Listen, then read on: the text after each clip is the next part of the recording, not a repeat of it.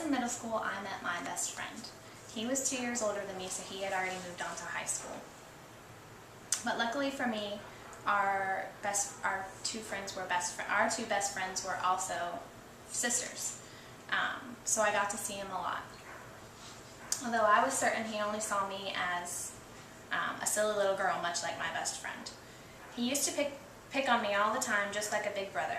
It was miserable and exciting all at the same time. Naturally, we came to know each other well, since we grew up at a friend's house. A year later, when we were both in high school, one of my friends had a huge crush on him, so naturally I hooked them up because I thought he only thought of me as a friend. Little did I know he actually wanted to date me. Later that year, we went to homecoming with a huge group of our friends, but different dates. We actually ended up hanging out and talking all night.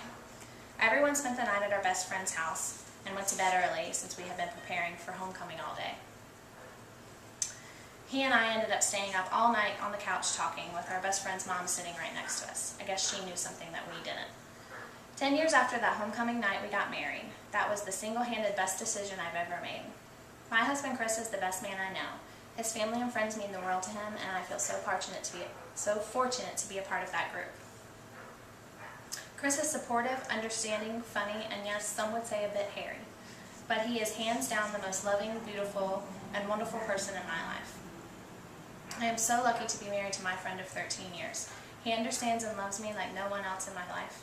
He makes me a better person every day, and although we've both changed a lot over the last 13 years, I couldn't imagine my life without him.